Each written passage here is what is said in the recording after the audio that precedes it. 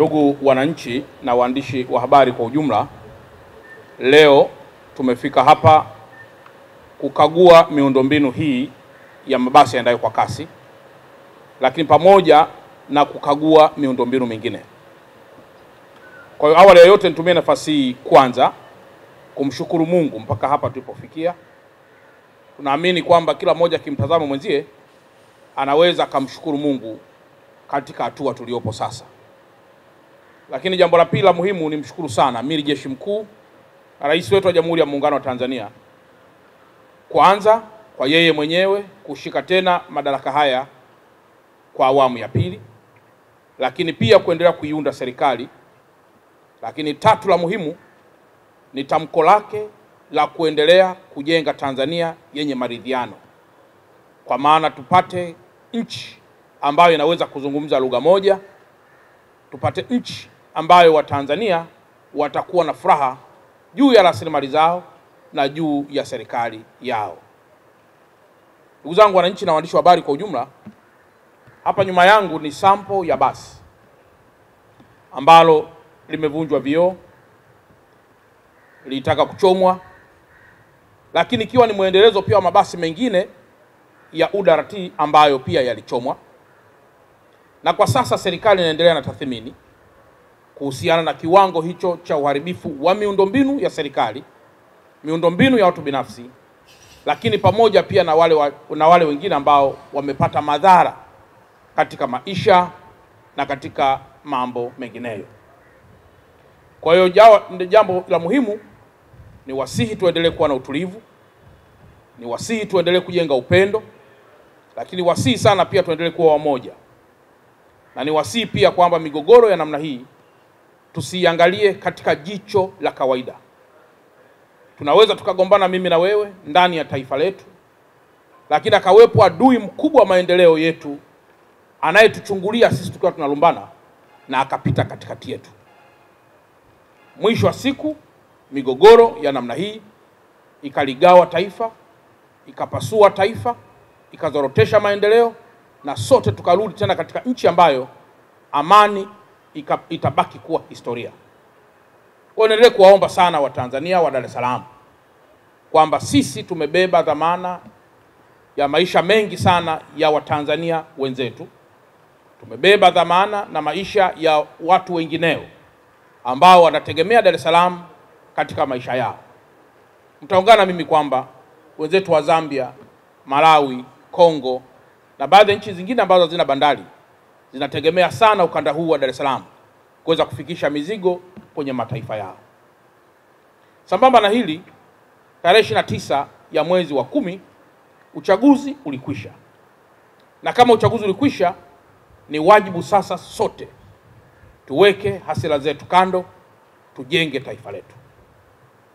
Taifa letu kwa muda kama siku 3 baada ya kuwa na lockdown, naamini sio hasara tu ya fedha tumeipata, kuna hasara za maisha pia, kuna hasara za maendeleo tumezipata, pamoja na hasara zinginezo nyingi tu ambazo kama hali hii inaweza kujirudia tena, madhara yake yanaweza kuwa pengine makubwa, au taifa letu linaweza kukwama zaidi katika maendeleo yake. Kwa hiyo ni toe rai hii zaidi, kama ambavyo Mheshimiwa Rais amekushaahidi ndani ya siku 100 ata launch mchakato wa katiba mpya, lakini ndani pia ya siku hizi chache anaanzisha mchakato wa maridhiano. Kwa hiyo tukubali kwamba hakuna nchi nyingine tutakayokwenda kuishi zaidi ya Tanzania tulionayo sasa. Mkiangalia mabasi haya leo tuko kwenye hii barabara ya Mbagala, lakini kuna barabara ya BRT1, hii ni BRT2. Barabara ya BRT1 inayotoka Gerezani na kwenda mpaka kule Kimara. Vituo vingi vya mwendo kasi vimeharibiwa. Lakini pia na barabara hii nayo vituo navyo vingi pia vimeharibiwa. Lakini nimeona namna ambavyo Watanzania wa Mbagala wanataabika kwa sasa. Na sisi kama wazazi, uweza hata siku moja ukasema sasa sirudishi tena miundombinu kwa sababu ya hiki kilichotokea. Nimekwisha elekeza hakuna shule hata moja iliyoharibiwa ambayo itafungwa kwa sababu ya uharibifu huo. Pesa hiyo hiyo ya serikali inaendelea na ukarabati wa shule, ukarabati wa vituo vya afya na ukarabati wa miundombinu mingine ambayo inaweza kuwa ilipata madhara. Lakini sambamba na hilo, tumemsikia mkuu wa wilaya ya Temeke anaomba kwamba usafiri huu urudi barabarani, na sisi tulipaki hapa, na niwashukuru sana vyombo vya dola, jeshi la polisi, jeshi la wananchi Tanzania. Mabasi kama haya mnayoyaona, yote haya unayoyaona hapa, kama tungezembea mabasi haya yote yangeweza kuchoma moto. Lakini pengine leo yangekuwa ni majuto ya kile ambacho tumekwisha kifanya. Kwa hiyo shukrani zangu za pekee sana kwa namna miundombinu hii ilivyolindwa. Sasa kwa kuwa maombi ya mkuu wa wilaya, na yeye ndiye anayekaa hapa panaona wananchi wake wanavyotaabika. Leo ni tarehe 18 ya mwezi wa 11 2025, na waelekeza DART, na waelekeza UDART, na waelekeza TANESCO, taasisi zote za serikali zinazohusika kwa pamoja chini ya katibu tawala wa mkoa ndugu yangu Muhinte, wahakikishe tarehe 20 ya mwezi wa 11 2025 Alhamisi saa 2 asubuhi au hata kabla, mabasi yote yanaingia kwenye barabara kubeba wasafiri kwa hii barabara ya Mbagala kuelekea mjini. Lakini ile barabara inayotoka Mwenge, ile inayotoka gerezani kwenda mpaka Kimara, ile na yenyewe tunaharakisha ili kuhakikisha kwamba inaanza kutoa huduma. Kwa hiyo tupo saizi kwenye matengenezo, tumeagiza pia baadhi ya vifaa, vitakapokuwa pia vimefika tutaanza pia kule. Lakini tarehe 20 kabla hata ya saa 2 barabara hii nione mabasi yameshafika, yanapakia abiria kwa utaratibu mzuri mtakaouweka.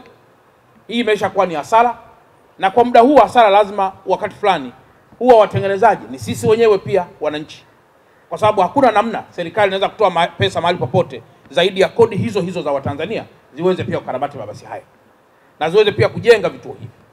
Kwa hiyo Alhamisi saa 2 au kabla saa 2 mabasi ya mwendo kasi ya njia hii ya Mbagala yaanze kufanya kazi haraka sana.